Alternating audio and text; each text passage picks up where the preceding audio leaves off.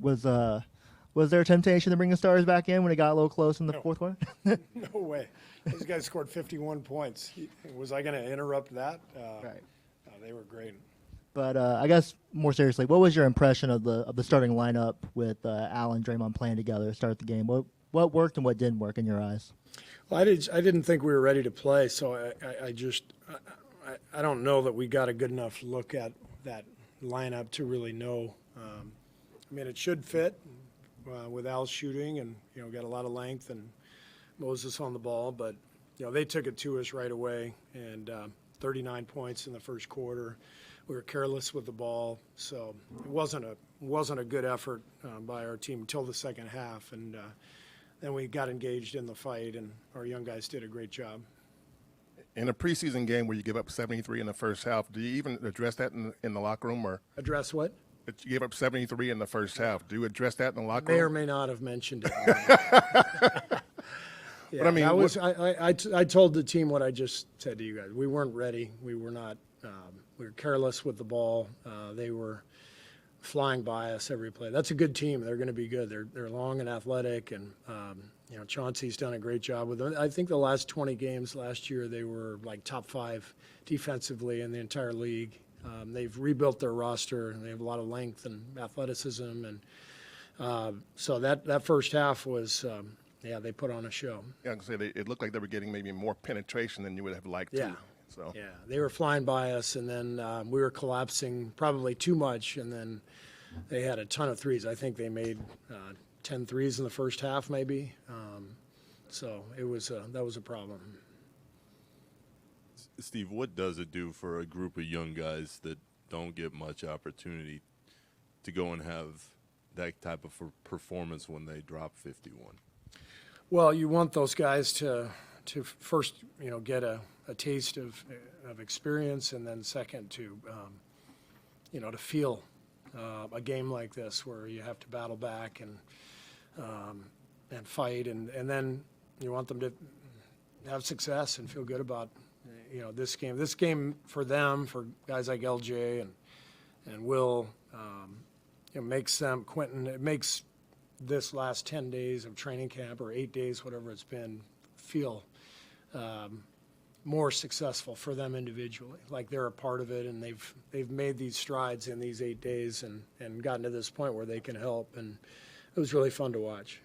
What do you like about LJ? He's tough, fearless, shoots it really well. I think he shot 43% for Houston last year. Love that he played for a winning program. I told the coaches there's a reason, Will and LJ played against each other in the national championship game. They came from great programs, and they're both winners, and it's one of the reasons they're both here. So we really like both guys. Yeah, more specifically on Will Richard, just felt like his fingerprints were all over this game. What were some of your takeaways from that? Will Richard.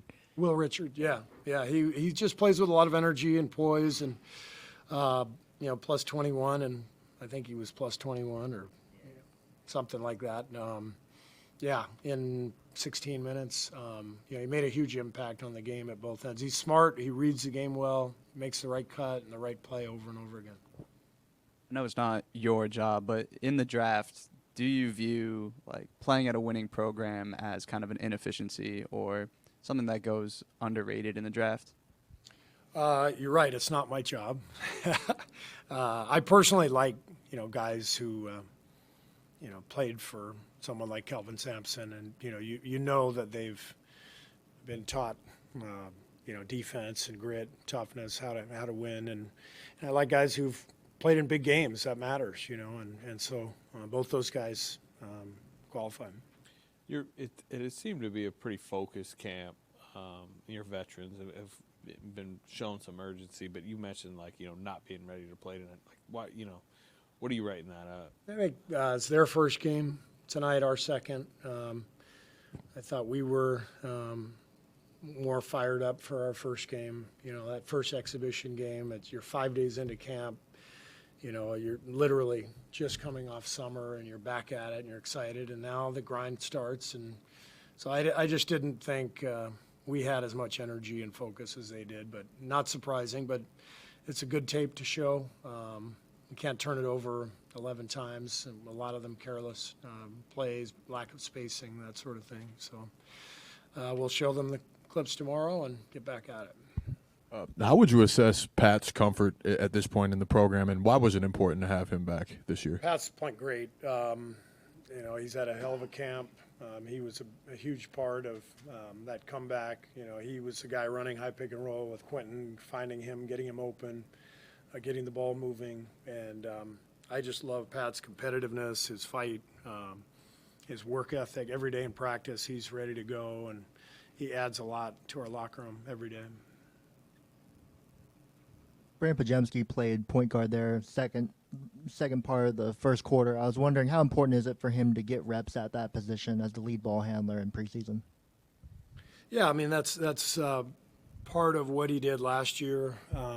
Even though he was a starter in the second half of the year, he would come back in for Steph and kind of handle the ball with Jimmy. And Brandon's a hell of an all-around player and can play either guard position. And it's going to be important for him to play with different units, because he tends to connect every unit that he's with.